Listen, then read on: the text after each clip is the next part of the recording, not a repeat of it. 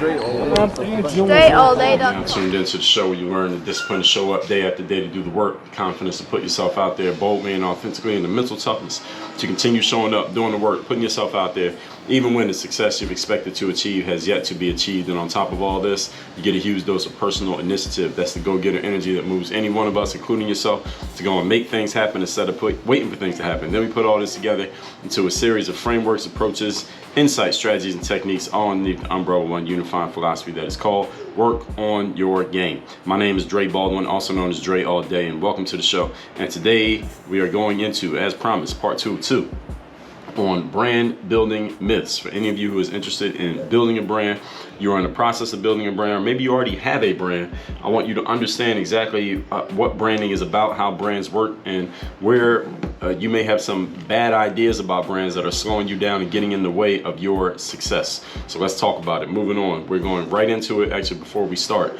let me tell you, I have a daily motivation text sent out free of charge every day to everyone who is in my text community, guaranteed to keep you focused, sharp, and on point. So text me anytime during this episode, tell me the best insight you got from the class, or just text me, let me know you want the daily motivation. My number is 305-384-6894. It's listed down below in the description as well. And the other thing is, workonyourgameuniversity.com. That is where you take your next step in your work on your game journey. That's where you get access to all 20 plus courses we have in the university, all the exclusive trainings. There are 20 plus of those in there as well when it comes to avatars, frameworks, mindset, building your brand, business principles, selling yourself. All of those are inside the exclusive training section. And you also can get access to my coaching programs. You want to be coached directly by me, there are options for that. And also I send out 2 physical mailings every month to everyone who is in my university at any level. Just go to workonyourgameuniversity.com. You can actually subscribe directly to the Bulletproof Bulletin and the Black Book by themselves, a la carte, if you like to do that as well. All of that is at workonyourgameuniversity.com. You'll see your options. Now, moving straight into the next point in our series here, going over the myths about building a brand. We are on point number 4. We're going to do 3 more today and 3 more in tomorrow's episode. Let's get to it. Number 4, brand building myth. You need to be on social media. This is a myth. You do not need to be on social media. Now, it can help you to be on social media, but you don't need to. Remember that the purpose of having a brand, as we talked about yesterday, is to aid in the generation of revenue. That's the purpose of having a brand. The brand allows you to own a certain space in the mind of people in your audience, and because you own that space in their mind, they think of you when certain topic or whatever comes up, and then because they thought of you when that topic comes up, hopefully they give you enough of their time and attention that you can show them how what you have is valuable to them, and they'll be willing to make an exchange for you, also known as a sale, exchange their money for whatever it is that you're offering. That's what the brand does. It's just the first step in the process of you being able to generate revenue, but the brand itself doesn't do anything, okay? The generation of revenue is the business. The attention is the brand. Now, while there's a lot of business that can take place via social media, and you having a bunch of followers on social media can lead to you doing business. I'm not denying this fact. It depends on who your clients and customers are as to whether or not you need to spend a lot of time on social media. Now, let me add a caveat to this. These days, many businesses, because many businesses, especially big companies, especially corporations, which are run by committees, they're not decisions made by individual people. In corporations or any kind of conglomerates or organizations where there's a lot of bureaucracy and things move slowly, like colleges, big companies, and corporations, where things move very slowly, things are very bureaucratic, and they are not necessarily based on merit. They make their decisions based on groupthink, which means nobody's really challenging the status quo and everybody's kind of going along to get along. I'm not saying this is a bad or a good thing, just a thing, period. And any of you working in any of these organizations, please tell me that I'm wrong. I know that I'm right. They make their decisions. They weigh the value. They value social media presence and social media standing a lot. They are all starting to value social media presence a whole lot more than maybe they even should. But because nobody's going to step up and tell them the kind of things that I'm saying here in today's masterclass, they're going to continue to do this. Which means if you want to build your case, let's just say, for doing business in one of these entities, Having a solid social media standing or a solid brand will help you. This is why these days you look up almost anybody who is actively publishing anything, books, audios, YouTube videos, podcasts, whatever. You'll often see people touting the power of their brand or the reach of their brand. People always talking about how many followers they have on whatever platform. Sometimes I'm on Instagram and I see somebody's Instagram profile, and in their Instagram bio, they will tell you how many followers they have on TikTok. I don't know why people do that, but I see a lot of people doing it. When I see people speaking when I'm on Clubhouse, for example, which is an audio streaming app, I see people often listing how many followers they have on Instagram, or how many followers they got on TikTok, or how many followers they have on YouTube. People are always talking about how many followers they have in everything that they're doing. I've written books with traditional publishers. A traditional publisher these days, if you're going to get a traditional publishing deal to write a book, they want to know the size of your reach. They want to know how much reach you have via social media, i.e. they want to know the power of your brand. How many followers do you have on all these social platforms? How many followers do you have combined? How are you going to activate those followers to help sell copies of this book if we decide to help you publish this book? They want to know this. This is a real thing. In the journalism world, journalists are pretty much required these days when they post a new story to post their news story to Twitter. That's the place where a lot of journalists post their stuff.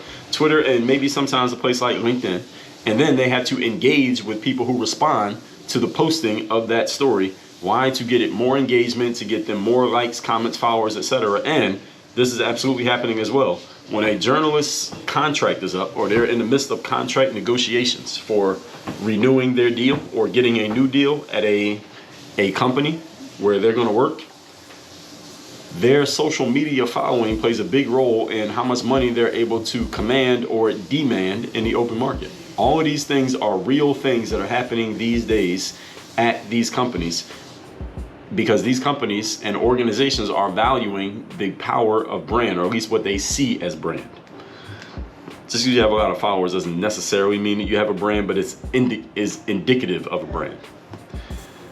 Now, is this a smart thing to do? Not necessarily, but this is what companies are doing. So I'm putting this caveat in there to help you all understand that even though this does not technically make the most sense, and most people who are working in these organizations who have made the decision to value this stuff couldn't explain to you why it makes sense, they do make their decisions based off of this kind of stuff. So if you want to give yourself some leverage in conversations with these people, or maybe just get to the point where you can have a conversation with these folks, having a solid reach, which looks like a solid brand, will help you to get in the room. All right, just so everybody knows, I want to make sure that has been said. So going back to my point here, we're still on point number 4. Whether or not you need to be on social media depends on who your clients and customers are. Who are your ideal clients and customers? And are they spending time on a place like social media? Are they on social media? Because if they're not, you don't need to be there. I know who my ideal clients and customers are. I know where they spend their time. I know what kind of apps they're using. I know what kind of apps they're not using. So I know exactly who I'm talking to when I get on a certain app. I know what type of people are going to be engaging with me here, and I know what type of people are engaging with me when I go over there. I know who I'm talking to, and I know who I'm not. So if your ideal clients and customers are not on social media or on a certain social media app, you don't need to be on there.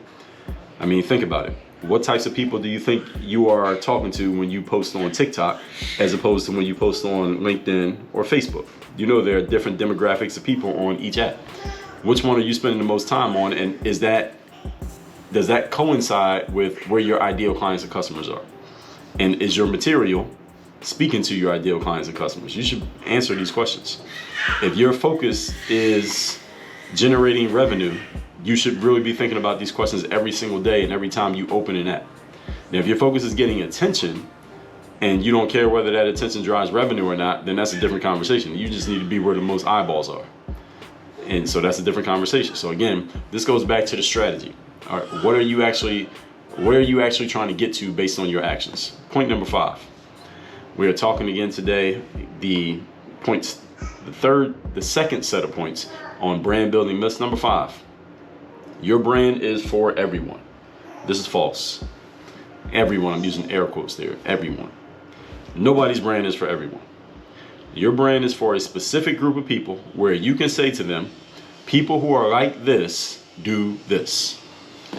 So let's take Work on Your Game, the Work on Your Game Masterclass.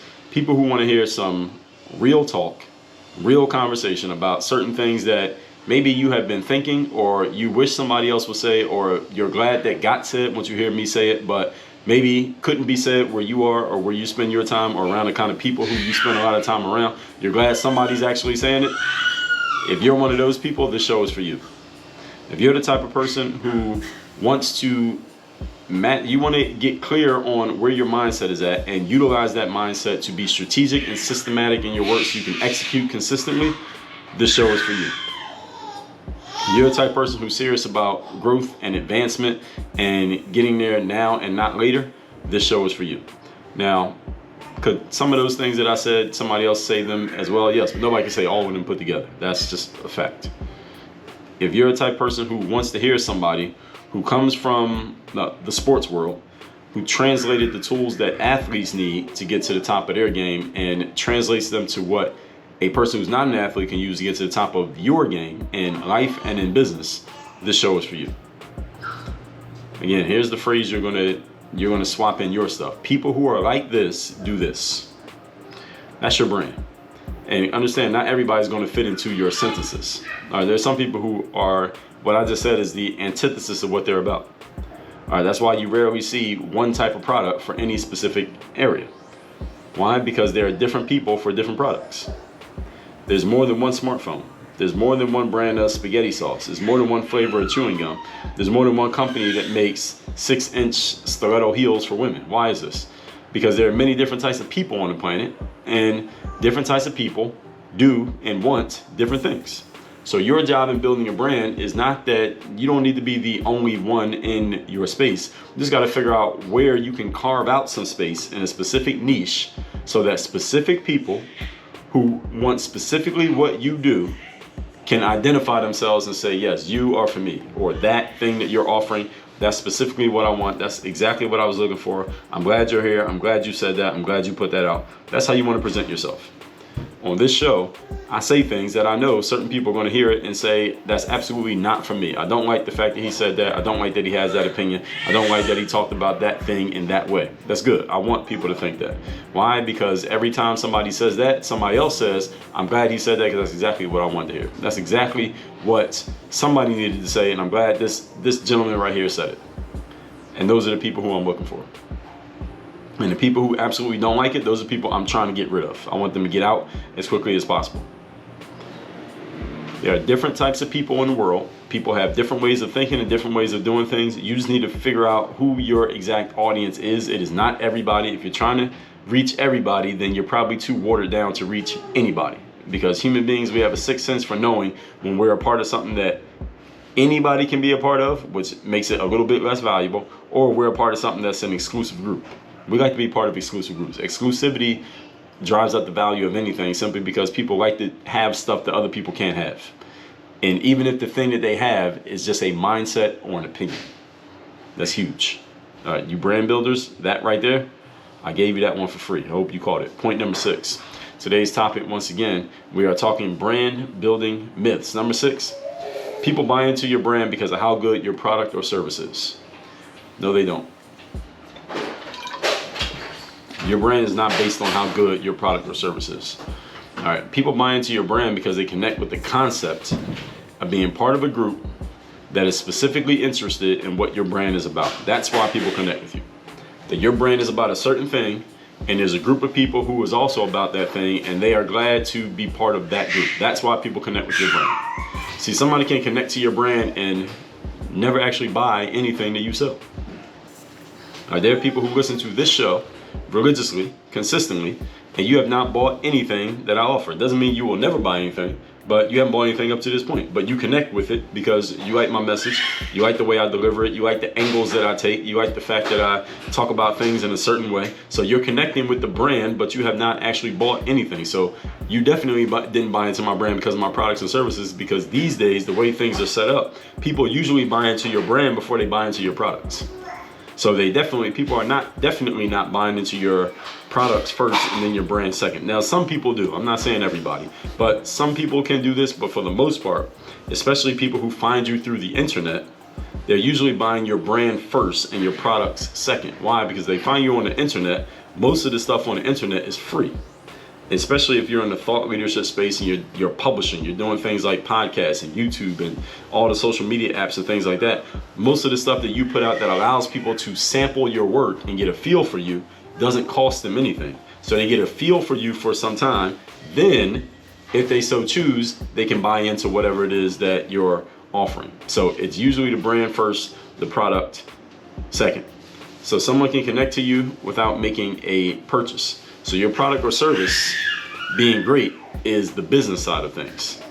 But people saying that they're part of the group, or they like your show, or they follow you on whatever social app, that's the brand. Now, some companies are able to integrate both kind of at the same time. Think of a company like Apple. Apple doesn't really offer any free content. I mean, does Apple offer any content for free? Not really. And if you're gonna come into the Apple world, you gotta buy something. And what do we buy? You buy things like the smartphone or the computer, or AirPods. And usually you don't buy AirPods unless you got the smartphone or the computer. Now, they can bring you in. Your initial purchase with them, you're already investing $1,000+ with the phone or the computer. So again, they've done a great job integrating. They've done a great job of integrating the brand message of what Apple is about and the business of actually generating revenue at the same time. Now, again, this is, sometimes it depends on what you're selling and how you're selling it, on if you're able to do this or not. But Apple's done a great job of doing this. Many people these days, especially those who are building their brands via social media, they're not integrating the message with the exchange. The exchange being the thing that can be sold, whatever it happens to be. So here at Work on Your Game, usually you find me, most of you found me through something that I did for free, whether you found an episode of this show that you were searching for. Maybe you heard me talking to someone on their platform and then you came over to my platform. Maybe you saw an advertisement for something like one of my free books, The Mirror of Motivation, or The Third Day. You went and got that book, or maybe you didn't even get the book. Maybe you're thinking about getting the book. You said, let me listen to this guy, see what he's about for a little while. Then I'll decide what move I'm going to make. But many of you found me through something that I offer for free. Maybe you heard that I was doing a daily motivation text. You text to see what it was about. You like the daily motivation. You got that text every day for 6 months. Then you decide to buy something. All right. Sometimes it works like that. Again, on the internet, and this is great for the consumer. It's great for the consumer because you can consume a bunch of free material from people and kind of test them out and indefinitely until or unless you decide to make a purchase. Whereas back in the days, it didn't work like this. People had to be good enough as the salespeople, people on my end of the conversation, we had to be good enough to get people to part with their money from the beginning because there wasn't so much content that we could put out. I mean, you could put out free stuff, but it costs you. Whereas nowadays, to put out something free, aside from your time, costs you very little. Whereas back in the days, if I wanted to send you some free material, I had to create it, I had to get it printed, I had to ship it. That cost me a lot more than it does to sit down and record a podcast or make a video for YouTube.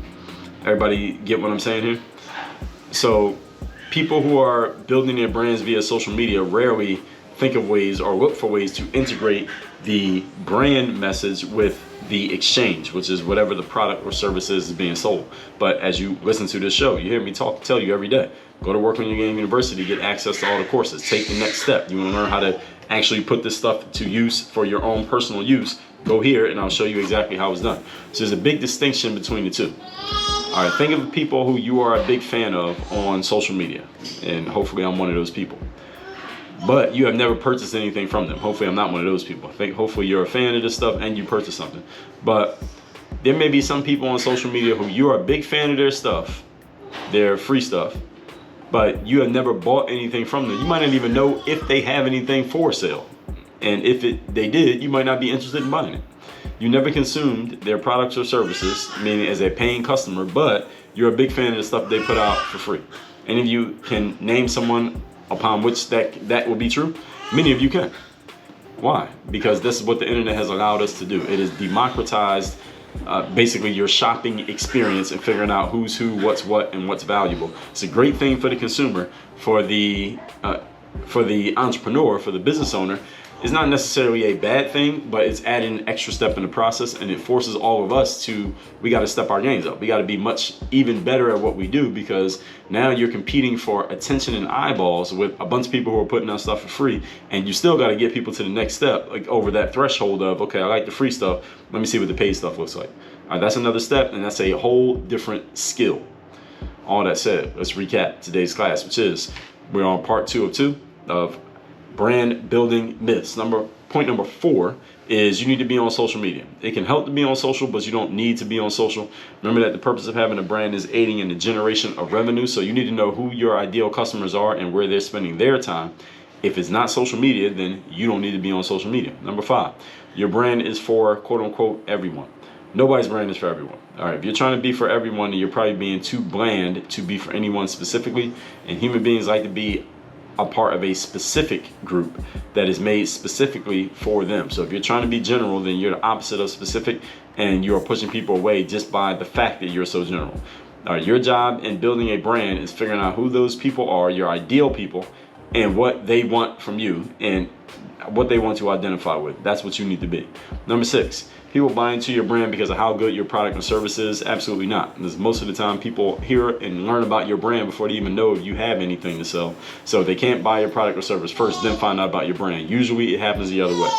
There are exceptions where somebody buys something from you, then they go do their research and find out what you're about, but often it doesn't happen that way. Usually people hear you, then they go buy something if they decide to. So keep in mind that somebody can be a big fan of your brand, never buy anything from you. They don't ever have to give you money. So people saying that they're part of your group, whatever it is, that is the brand. Now, some companies are able to integrate both. Think of a company like Apple, where they have a brand, but they also have products that get sold, and they kind of do both at the same time. They're indoctrinating you with the brand and selling you stuff at the same time. Because Apple's not making content. Apple doesn't have a podcast. They don't have they're not Instagramming. I mean, they have an account, but that's not their main thing. Their main thing is selling you those phones and selling those laptops. I mean, they make most of their money off just the phone and a laptop alone. So think of people on social media who you may be a big fan of, but you never bought anything from them. You might not even know if they have anything for sale. Why? Because we can come across the brand and engage with it deeply without ever buying anything. This is just the setup that we have right now. So all you entrepreneurs, you have to get good at not only giving people a message that is valuable to them, but also in ascending them from being the free consumer to at least looking at taking that next step of engaging with you financially. That is the business part. But we're talking about brand building myths here today. But guess what? In a couple episodes now, we're going to be talking about business, but we'll get to that when it's time. All that said, text me, tell me the best insight you got from today's class. My number is 305-384-6894. And secondly, go to workonyourgameuniversity.com. That's where you can get access to all of my courses, like the Business Builder course, the Sell Yourself course, the Content Machine course, ASAP Confidence course. These are all things that will help you build your business on top of building your brand. That's all at workonyourgameuniversity.com. Work on your game. Dre all day.